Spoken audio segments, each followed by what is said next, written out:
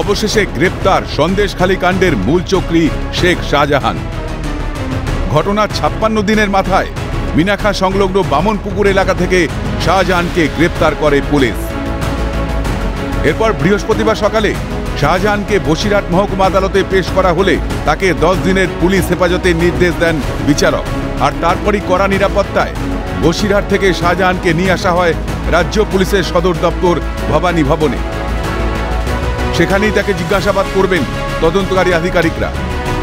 ঠিক 12:40 নাগাদ শেখ শাহজাহানকে নিয়ে আসা হয়েছে রাজ্য পুলিশের হেডকোয়ার্টার ভবানী ভবনে। তোমাকে দেখাবো ভবানী ভবনের যে ব্যাক গেট, সেই ব্যাক গেটের সামনে দেখতে পাচ্ছ ইতিমধ্যেই পুলিশে ছয়লাভ।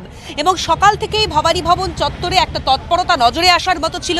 ভবানী ভবনের যে একদম ব্যাক এন্ট্রান্স, সেই ব্যাক এন্ট্রান্স অর্থাৎ এই রাস্তা দিয়ে সোজা শেখ শাহজাহানকে নিয়ে আসা হয়েছে ভবানী ভবনে, অর্থাৎ রাজ্য পুলিশের যে হেডকোয়ার্টার, সেই হেডকোয়ার্টারে। এবং আমার ডান দিকে যে গেট রয়েছে, এই গেট দিয়েই শেখ শাহজাহানকে ভেতরে প্রবেশ করে আপাততভাবে ওপরে নিয়ে যাওয়া হয়েছে। জানা গিয়েছে গত 5ই জানুয়ারি ইডি আধিকারিকদের ওপর যে হামলার ঘটনা ঘটেছিল, সেই ঘটনার প্রেক্ষিতে একাধিক ধারায় মামলা রুজু করা হয়েছিল। সেই সমস্ত মামলা তদন্ত এগিয়ে নিয়ে যাবে রাজ্য গোয়েন্দা দপ্তর। এনফোর্সমেন্ট ডিরেক্টরেটের আধিকারিকদের ওপরে যে হামলার ঘটনা ঘটেছিল, সেই ঘটনার পরিপ্রেক্ষিতে একাধিক ধারায় মামলা রুজু করা হয়েছিল।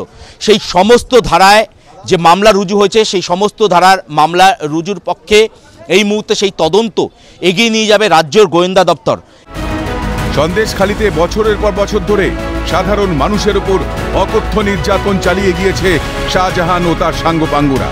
তারই প্রতিবাদে গর্জে উঠেছেন সন্দেশখালীর বাসিন্দারা। এই আবহে শাহজাহানের গ্রেপ্তারি একটি অত্যন্ত তাৎপর্যপূর্ণ ঘটনা। আগামী দিনের তদন্তে আর কোন কোন তথ্য বেরিয়ে আসে, সেটাই এখন দেখা। ক্যামেরায় লিসান লোদ ও গোপাল সেনের সঙ্গে অভিরূপা সাহা ও শুভজিৎ দের রিপোর্ট, ক্যালকাটা নিউজ।